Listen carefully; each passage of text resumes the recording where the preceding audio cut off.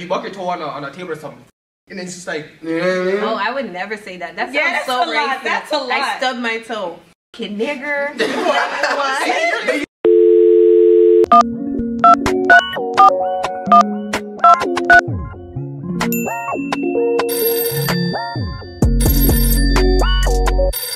Hello?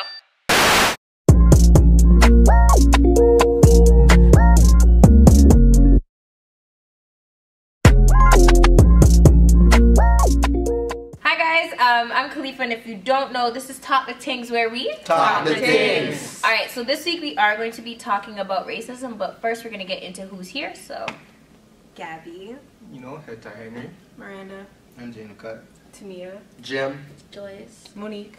and you already know. Okay, so name three feelings that come up when you hear the word racism. Prejudice. Yeah. Let's go.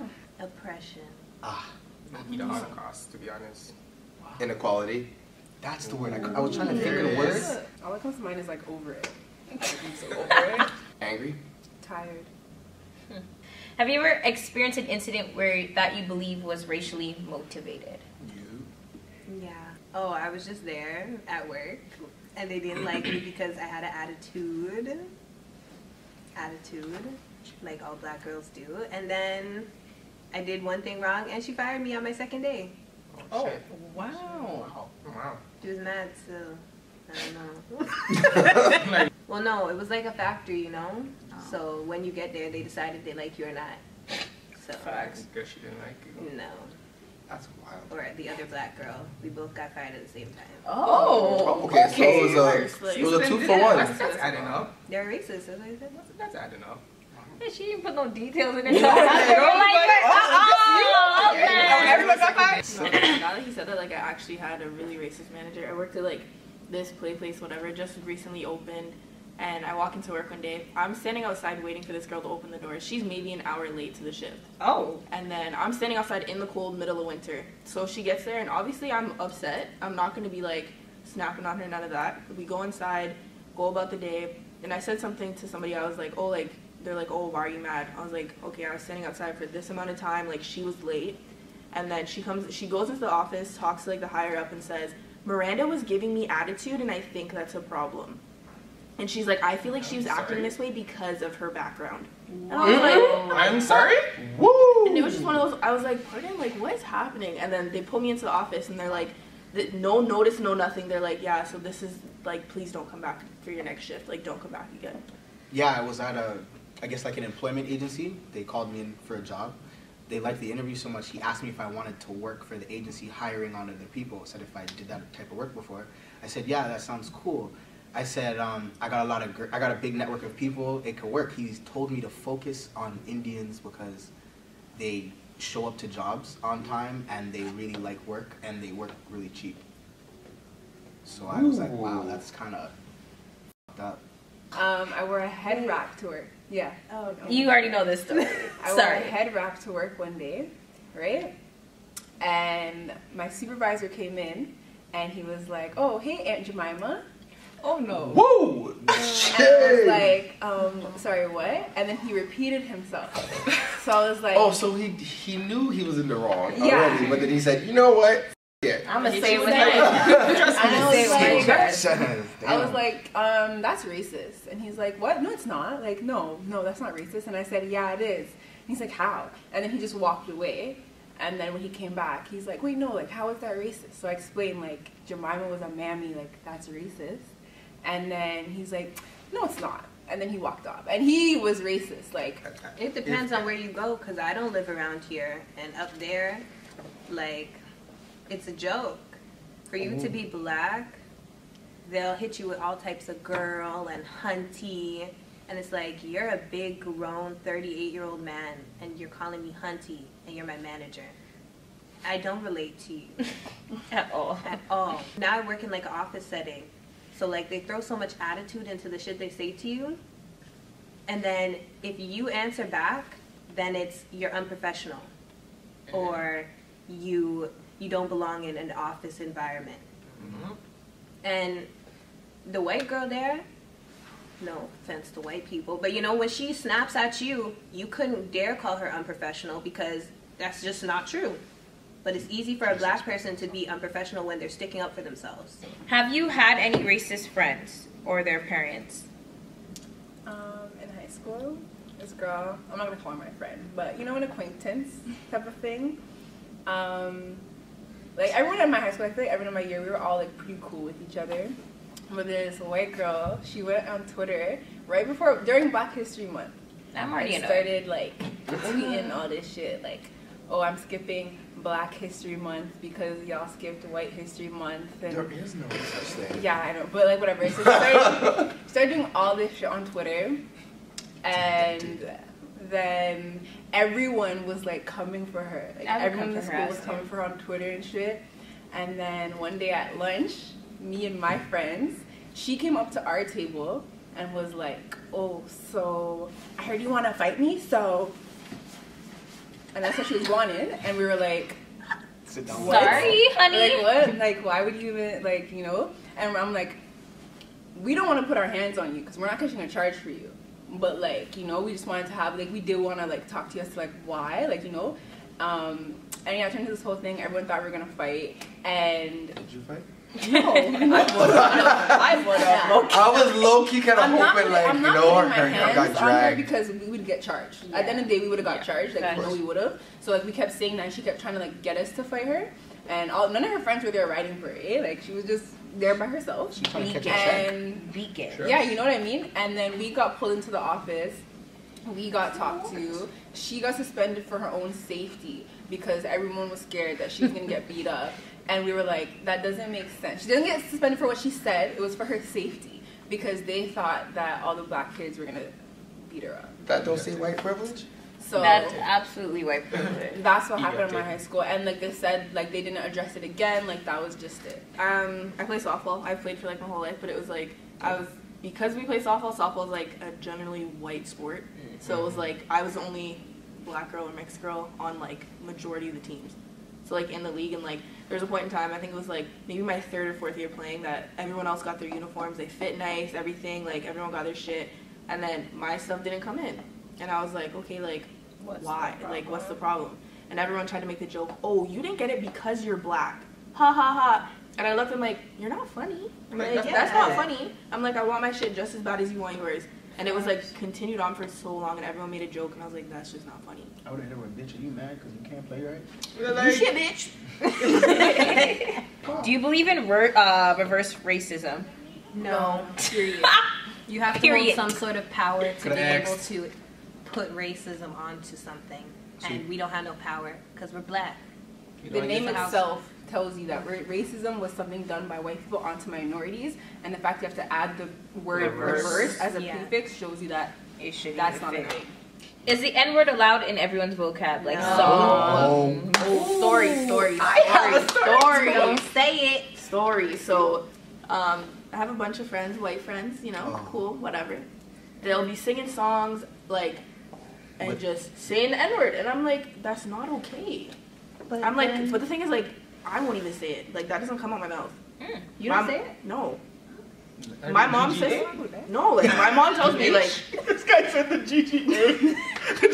UH? No. W. like I don't find a need to have that come out my mouth, and it's just disrespectful. If that was to come out my mouth, it would be to be disrespectful. But I'm not trying to take it there. Like there's no need for it. But like people say it, and I'm like, I don't get it. Like why? Especially people who don't need to be saying it. Factuals. Regardless if it's in a song or a conversation, like. Yeah. I have a question. So if no one's really allowed to say nigga, should we technically be saying nigga? Well, I heard it's us retaking the word of empowerment. Yes. That's So the I feel like explanation I it's get. actually technically making it worse. It gets carried on into doing another both. generation. Then we'll have the same problem of you cannot say nigga, but I can say nigga because I'm black. But it's just gonna keep getting carried on. But the thing is, it's in music. Yeah. And it's big in music, so I mean, I don't see the N-word like disappearing in our anytime. lifetime. It's just a matter of actually being, well, for the kids growing up now, being actually educationalized on what the word means, where it's coming from, and how, I guess, to properly use it. There's But no way to properly use it. So it's just being able to understand not using the word. I think that's why a lot of people say it now, because it's more of like a social thing. Yeah. They don't understand the true meaning behind the word. They're just like, Yeah. oh, you're saying it? All right, that sounds cool. I'm going to say it too. Oh, you're cool and you say it? I want to be cool too, so I'm going to say it too. I think that's what the definition of the word is now in today's society.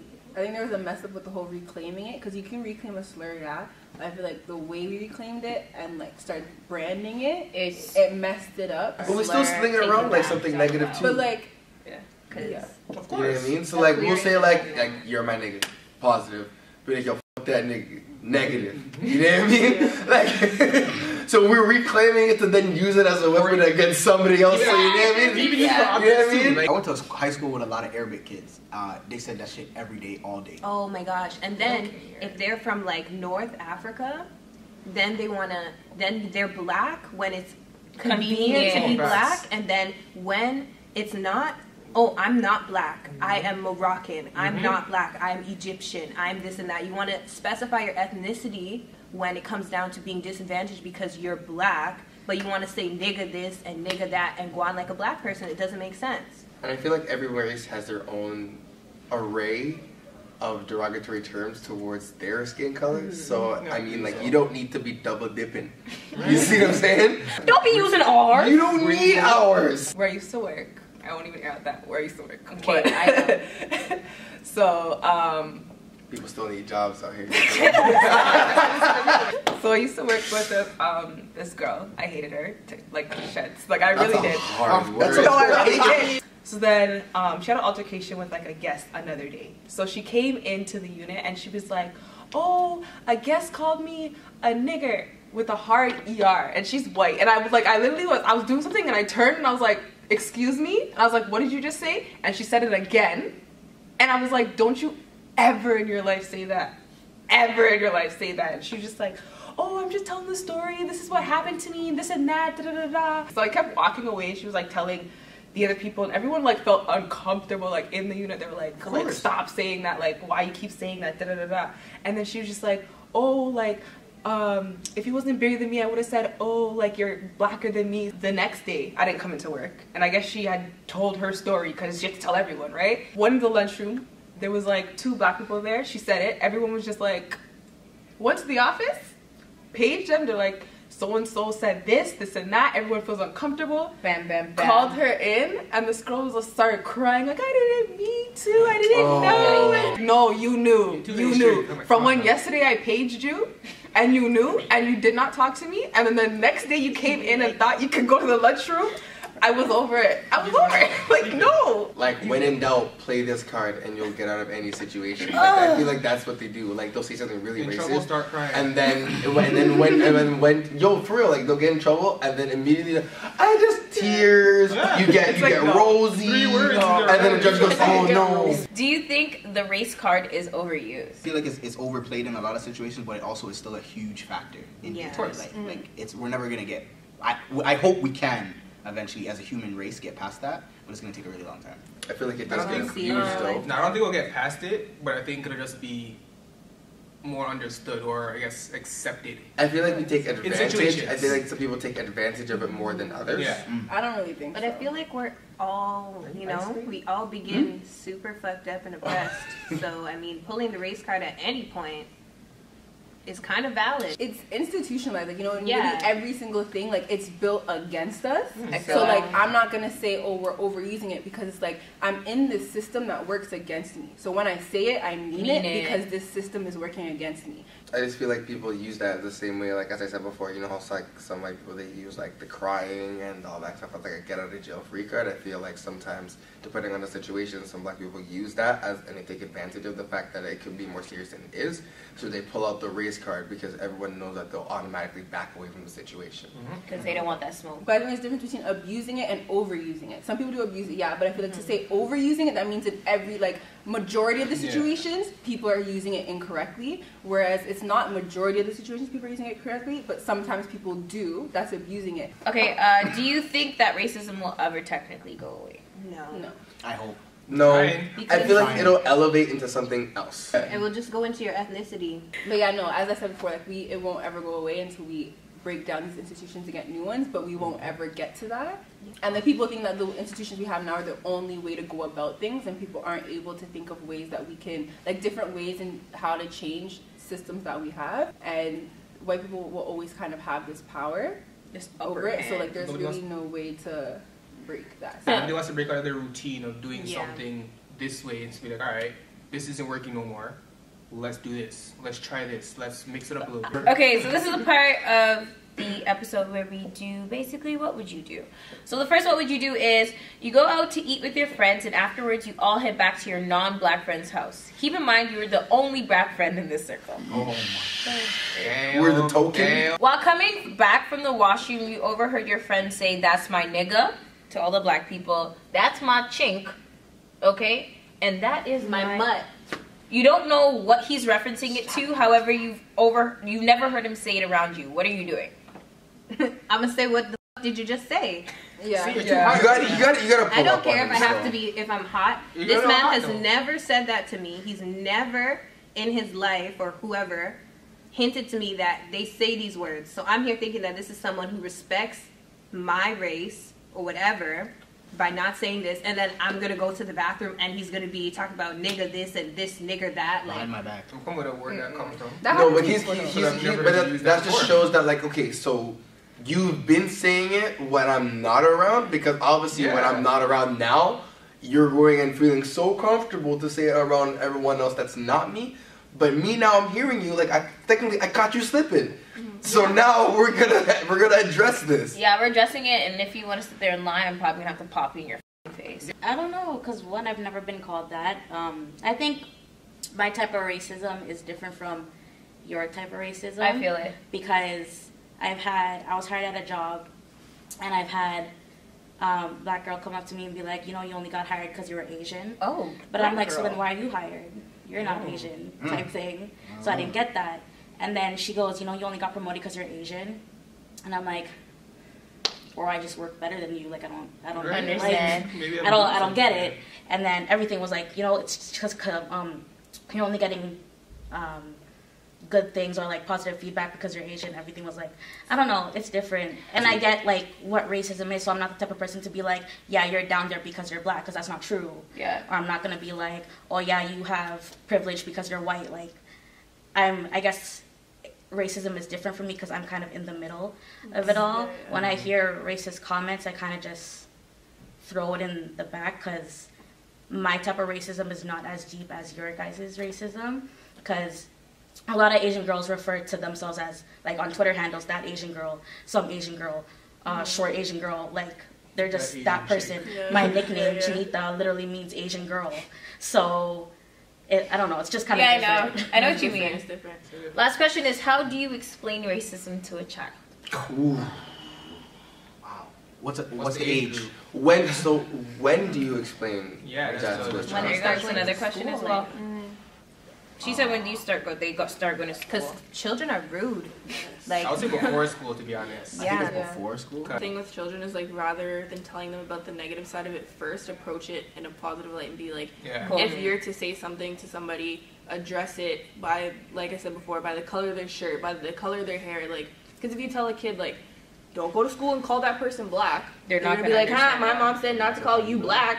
And it's just like, yeah, and it's just like a topic of discussion. But, like, obviously if a child is to come to you and say, mom or dad, this is what happened at school, then it's a bigger topic. But, like, I don't think it needs to be addressed to a full extent to a young child right away. And you'd be like, yeah, because everyone's different. And you kind of teach them, instead of like teaching them about racism, you teach them more about inclusion. Yes. So you just be like, oh yeah, so like everyone's kind of different, and you accept people for however they are. And then as they get older, they kind of like, that's when you kind of teach them more about it. But at the end of each video, we always do one thing, and that is, Dear world. Dear world, don't look at someone literally just for their appearance. Look at them for their mind and their soul. All right. Okay.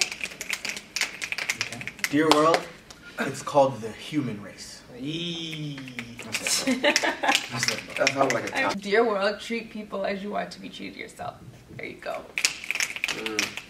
Dear world, if you're not educated on something, Nobody chat about it. Ask questions. there we go. I'm sorry, thank you for watching. This is the end of the episode. As you know, all of their information will be in the description box below. I'm dying. Oh my god. So thank you for watching. If you do have any other questions for us, there is a link in the description box as well. Thank you for supporting and loving it because we love you. No, we don't. Okay, bye. Bye, y'all. See y'all later. I need a fill. Tell your man about me, ho. Tell your man about me.